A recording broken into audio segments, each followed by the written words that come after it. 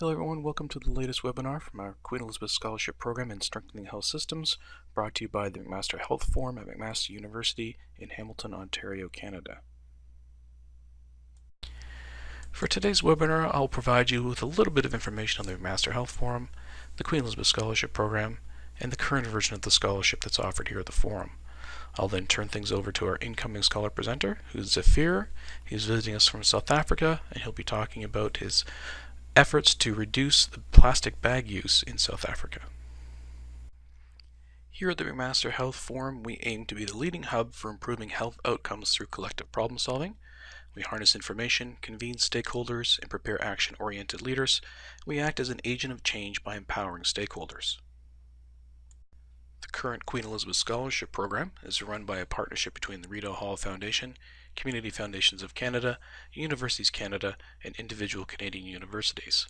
The purpose of the scholarship program is to activate a dynamic community of young global leaders across the Commonwealth to create lasting impacts both at home and abroad through cross-cultural exchanges encompassing international education, discovery and inquiry, and professional experiences. The current version of the Queen Elizabeth Scholarship Program that's offered here at the McMaster Health Forum is called Strengthening Health Systems. Our scholars will contribute to strengthening health systems and become part of our large and growing network of health system leaders. The forum's current QES program has had 3 cohorts of students. The first cohort, that you can see on the screen here, comprised students who mainly went away or visited us in the calendar year of 2016. Our second cohort of scholars, which comprised 22 students, primarily engaged in their scholarship in the calendar year of 2017. The third and final cohort of the current version of the Queen Elizabeth Scholarship Program here at the McMaster Health Forum primarily went away or visited us in the calendar year of 2018. Today's presenter comes from the large group of incoming scholars who worked with us in the spring and summer of 2018. Today's incoming scholar presenter is Zafeer, who's pursuing a Master's of Commerce degree in Development Economics at the University of Johannesburg in South Africa. His work is aimed at investigating the optimal plastic bag levy through hypothetical elasticity analysis applied in the South African context. Zafeer hopes to gain a better understanding of engaging with policymakers and responding to the needs of policymakers in an efficient and operative manner. Zafeer, over to you. Good day, everyone, and thank you. My name is Zafeer Ravat. I'm from South Africa. I'm a student at the University of Johannesburg, completing my Master's of Commerce in Development Economics. I'm currently busy with my minor dissertation, which is the requirement of of attaining my degree. Today I'm here to discuss my QS presentation. You know, I've had the privilege of being part of a very nice program with really nice scholars and attending a 3-week course at the McMaster Health Forum, thanks to, of course, the Queen Elizabeth Scholarship. So coming from an economics background, my topic for my minor dissertation is largely economic, not necessarily healthcare, but yeah, so I do think that the workshop has been really helpful. So my topic is focused on a price nudge in support of plastic bag use reduction in South Africa. This is a topic that I've really been recently been passionate about because, I've always had a keen interest on environmental sustainability. So yeah, let me begin with my actual presentation. I'll start off with a preview. Sorry. So there are about 8 sections to my presentation. I start off with discussing the plastic bag on a whole.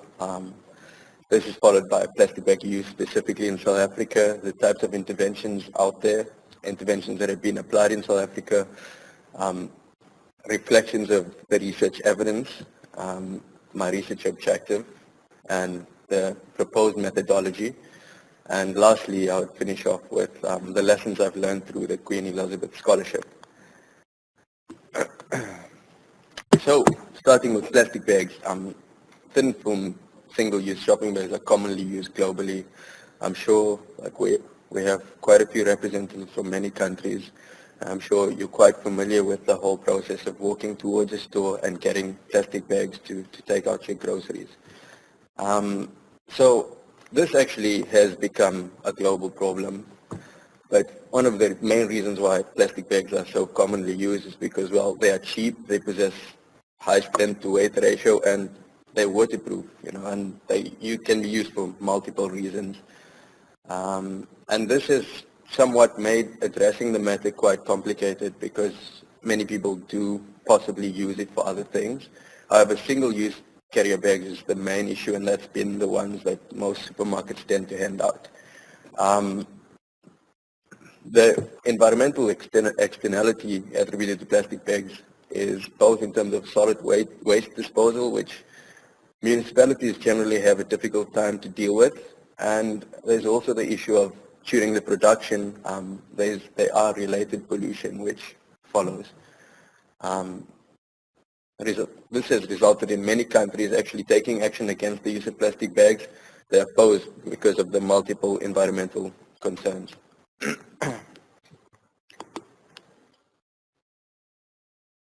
South Africa too follows the same thought. However, the consumption of plastic bags in South Africa is quite high. It's around 8 billion annually. To put it into context of 55, so the population of South Africa is 55 million, so it's about 140 bags per person. And that's excluding, that's not even necessarily making consideration that about 14 million of the people are below age of actually possibly using a plastic bag in South Africa. And yeah, this generally, like you can understand why it would put a lot of strain within the country and on municipalities. The problem was initially, like it picked up traction in the early 2000s, which had resulted in our own Department of Environmental Affairs and Tourism, which before was one department and has since been split into two in conducting the study of plastic bag interventions. The growing prevalence of plastic bag litter was the biggest catalyst to gain national awareness. There was a common photo going around, and the high visibility and tendency of it to balloon away with the wind has and this is an actual thing that's been referred to as the national flower. Um, so this is just an image of what the national flower looks like in South Africa. And honestly, coming from South Africa, this is not an uncommon picture. You might think that this is an exaggerated circumstance, but it isn't. This is quite commonly the case, especially around fences because of the wind, and we have quite a bit of rain as well. So, yeah, we'll be looking at, so globally, there have been the types of interventions aimed at the drastic plastic bag use or aimed to curb plastic bag use have been quite heterogeneous.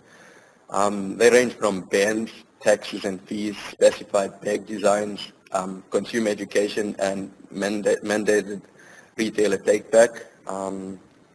So just to provide a brief description of each of them, with regards to bans, they just prohibited the use of of single-use plastic bags on a whole. So like in certain countries, you can't even get it at a supermarket. They require that you use reusable bags. Taxes and fees, so that is the most common because it's a market instrument, and market instruments, especially policy-wise, tend to be quite efficient. So the levies or fees for separate bags. Specified bag designs is just specification in terms of the thickness, what sort of content is on the bag. So a good example would be sometimes plastic bags come with a recycling sign that it needs to be really visible. To use maybe a different example that could be attributed is just like the health awareness in a cigarette box, warning you that no, this is a problem. Similarly, some countries impose those sort of implications and using sustainably grown materials. And yeah, next, another very good intervention, like it's showed quite a bit of success in India as well, is an island. is educating the consumer on consumption and recycling. So this is just awareness campaigns largely of like how using a plastic bag can influence or the problems that can be attributed to using a plastic bag. And lastly is mandating retailers to provide consumers with the opportunity to return plastic bags for recycling. Yeah.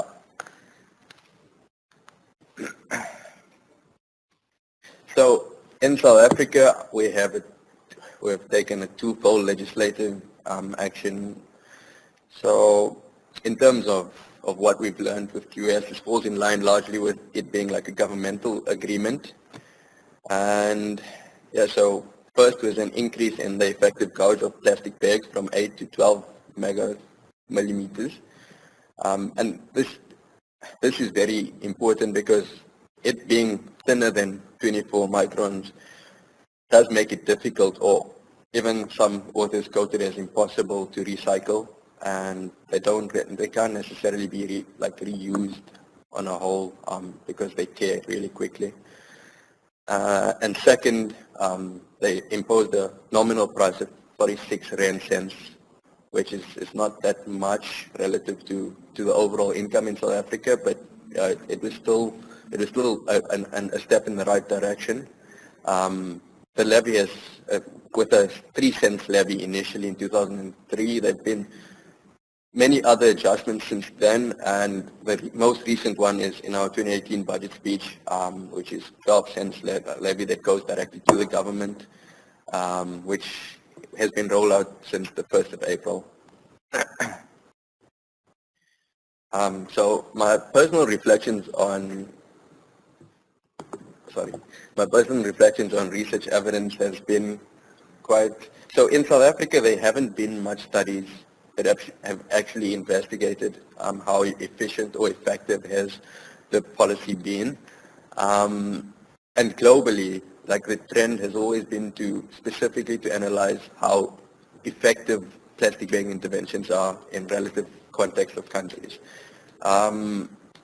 The efficacy studies in South Africa have found the legislation to have a profound initial positive short-run effect. So when the actual intervention was rolled out, plastic bag consumption decreased by something like 70%, which is quite large. However, like in the long run, people have just grown accustomed to actually just paying the 46 cents and taking out plastic bags. It's no more much of a thing, and consumption has quite steadied, like quite high again. So my research undertaking is just looking at, so just to provide a bit of context, a possible explanation for success of the remaining could be attributed that the actual price of the plastic bag is relatively small to incomes. So my paper aims to identify the demand elasticity attributed to hypothetical price changes. The objective of this is to better understand consumer reactions to prices in order to better inform policymakers in what price they should be setting in order to curb consumption of plastic bags. So there's been a survey done, so my proposed methodology is sort of halfway done. The survey was done in 2015 by a center that commissioned the research, the Public and Environmental Economic Research Center that is run by my supervisors. The study incorporates effectively two methodologies. The first is a contingent behavior method, which is consequently used to attain the necessary data for the empirical analysis. This is an example of the table that we did ask. So the advantage of using the contingent behavior method is, as opposed to other surveys, you don't necessarily need to repeat or go to the same individuals to get a panel data set, because you ask one question over five, like you get 5 observations for each individual, and that gives you a panel data set. And that is, like, because of resource constraints, it is quite helpful. Another interesting thing about the contingent behavior is this is, as far as the scope of the paper finds, this is the only methodology to be applied in the plastic bag setting that is able to quantify exactly how consumers would react to different prices. And the second part would obviously relate to the econometric methodology that best fits the collected data. Given that I'm still busy with my analysis, I still haven't figured out exactly the type of methodology I want to use. However, I have a more or less idea. Yeah. I don't want to go into it too much because I'm not sure if that's what I'll end up using. So yeah, lastly, the lessons I've learned from the QS program, and so I would like to start by just what I've learned through the course itself by McMaster. So articulating and breaking down the problem, like that for me has been a big bonus because, to be honest, I myself, like, I didn't understand certain dynamics of my actual problem until I actually came here, and then I realized there are things that I should consider. So this is something that I've still to further investigate, but a big thing that was raised and flagged in my mind is in South Africa we have a lot of rural schools and kids need plastic bags to cover their books, especially in rainy weather, you know.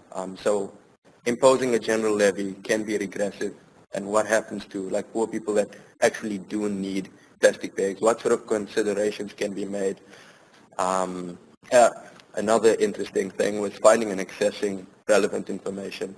Although we did learn a lot of healthcare things, the social systems evidence platform has been quite useful for me.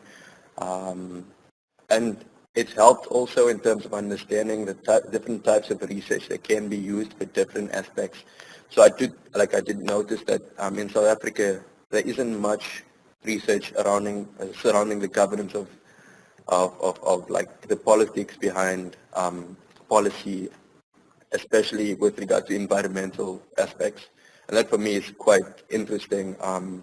However, I did find like one or two articles that do highlight the fact that in South Africa, given that a lot of misuse of funds has been quite a big problem politically, people are have a very negative perception against any increases. And this is something that I hadn't thought about until I actually came to the program, so it did help there. It broadened my outlook, so similarly, that follows. And better engagement skills. So I have a better idea of what would be required if I were to propose this, or like, I don't know because I'm still a student and I'm still working on my program, but this is something that I would like to see in my life, at least in a short period of time, that like plastic bag use is curbed, especially in higher income households in South Africa. Yeah, and the most important take home for me is the fact that like I'm really inspired to continue my studies, and I'm genuinely considering taking on a PhD. I was a bit in an uneasy place initially, and this course really helped me in that sense.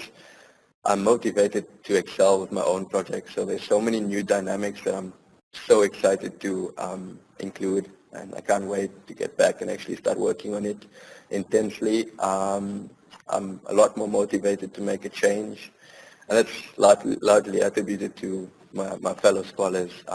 It's been really nice interacting with everyone and understanding just how much of work and how much of dedication everyone puts into their own relative settings.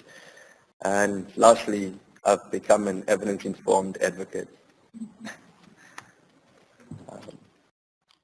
Yeah, these are a list of references, and thank you. There's many learners as I can. For those of you who are able to make it here today to watch the presentation in person, I want to thank you for coming out. For those of you that have watched the video later on YouTube, thank you very much for taking the time. Before we leave you today, I just want to take a minute to go over a couple of the links that are on the screen to provide you with additional information about our program and what our scholars have been doing.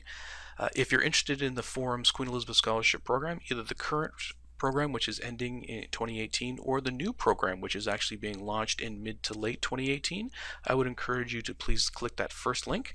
That will take you to the information page at the McMaster Health Forum's website and tell you all the information you need to know about our Queen Elizabeth Scholarship Program in terms of how to apply and how to be involved. If you're interested in other presentations and webinars by our Queen Elizabeth Scholars, I would encourage you to click on that second link. There you'll find all of the current webinars that have been done by all of our Queen Elizabeth Scholars, and future webinars that our scholars will be doing will also be posted there. And thirdly, you'll see that there is a link for our scholars blog page, which is machhealthforumscholars.com. Our scholars write blogs about personal reflections about their experiences while abroad or when they visited Canada if they were an international scholar. So please visit that page and read some of the blogs that our scholars have posted. Feel free to follow us on Twitter at MacHealthForum, and please follow the hashtag QEScholars so you can see all of the fun and exciting things that scholars have been doing from multiple universities around Canada. Thank you for joining us, and we'll hope to see you again soon.